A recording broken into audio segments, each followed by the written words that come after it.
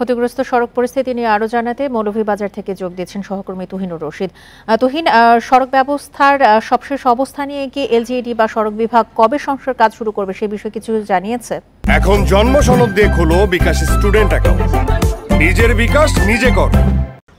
দেখুন, মৌলভীবাজারে আসলে বন্যা পরিস্থিতি যদি আপনাকে জানিয়ে রাখি, কুলাউড়া, জুড়ি, বড়লেখা এই তিনটি উপজেলায় কিন্তু বন্যা পরিস্থিতি কিছুটা উন্নতি হয়েছে। এখনো কিন্তু সেই সব এলাকার যে বিশেষ করে গ্রামীণ যেসব সড়কগুলি সেগুলো কিন্তু এখনো পানির নিচে আছে।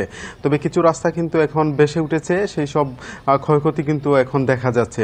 তবে এই বিষয়টি আসলে সড়ক বিভাগ যে আছে এবং এলজিইডি তারা যেটি জানিয়েছেন যে তাদের যে ক্ষয়ক্ষতির পরিমাণটা নিরূপণ করা হয়েছে, যেটি সড়ক করেছে, কিন্তু এলজিডি তারা এখন পর্যন্ত পুঙ্খানুপুঙ্খভাবে তাদের যে হিসেবটি তারা দিতে পারেননি। তবে সড়ক বিভাগ জানিয়েছে তাদের যে অর্থাৎ ৩৭৬ কিলোমিটার সড়ক রয়েছে পুরো জেলার মধ্যে, এর মধ্যে তাদের ২০ কিলোমিটার সড়ক কিন্তু তারা বলছেন যে তাদের ক্ষতিগ্রস্ত হয়েছে এবং এই ২০ কিলোমিটার সড়ক তারা বলছেন সংস্কার অর্থাৎ দীর্ঘমেয়াদী সংস্কারের জন্য তাদের প্রয়োজন ৬৭ কোটি টাকা। অন্যদিকে তারা বলছেন স্বল্প মেয়াদে যদি তারা এটি সংস্কার করেন তারপর তাদের এখানে ১০ কোটি টাকার মতো প্রয়োজন। তারা বলছেন যে তারা যে সে চাহিদাপত্রটি ঊর্ধ্বতন অফিসে পাঠিয়েছেন সেটি পেলেই কিন্তু তারা বলছেন কাজ শুরু করবেন। অন্যদিকে হচ্ছে এলজিডি যেটি বলছে যে তাদের ১৯০ কিলোমিটার সড়ক কিন্তু তাদের ক্ষতিগ্রস্ত হয়েছে। তারা বলছেন এই ১৯০ কিলোমিটার সড়কটি সংস্কারের জন্য তাদের প্রয়োজন ১৪৫ কোটি টাকার মতো বলছেন তারা। তবে বন্যা পরিস্থিতি যেহেতু কুলাউড়া, জুড়ি এবং বড়লেখা এই তিনটি উপজেলা এখনও রয়েছে,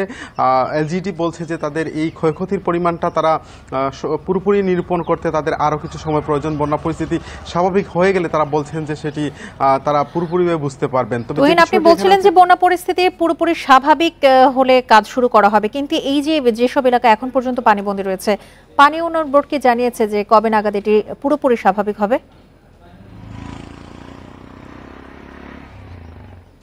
দেখুন, এই বিষয়টি নিয়ে পানি উন্নয়ন বোর্ডের সাথে আমাদের কথা হয়েছে। পানি উন্নয়ন বোর্ডের যে নির্বাহী প্রকৌশল রয়েছেন জাভেদ ইকবাল, তিনি আমাদেরকে যেটি জানিয়েছেন যে কুলাউড়া, জুড়ি, বড়লেখা এই তিনটি উপজেলা মূলত হচ্ছে হাকালুকি হাওর বেষ্টিত এবং এই হাকালুকি হাওরের পানি কিন্তু নামছে খুবই ধীরগতিতে। আপনি জানেন যে হাকালুকি হাওরের পানিটা কিন্তু কুশিয়ারা নদী ফেন্সিগঞ্জ পয়েন্ট হয়ে কিন্তু নেমে যায়, কিন্তু ফেন্সিগঞ্জ পয়েন্টে এখনও কিন্তু কুশিয়ারা নদীর পানি বিপদসীমার কাল সন্ধ্যা পর্যন্ত যে ৭৬ সেন্টিমিটার উপর দিয়ে বইছিল, যার ফলে কুশিয়ারা নদীর পানি নামছে খুব ধীরগতিতে এবং এই হাকালুকি হাওয়ার পরে পানি ধীরগতিতে নামার কারণে কিন্তু কুলাউড়া, জুড়ি, বড়লেখা এই তিনটি উপজেলায় কিন্তু বন্যা পরিস্থিতি খুব ধীরগতিতে স্বাভাবিক হচ্ছে।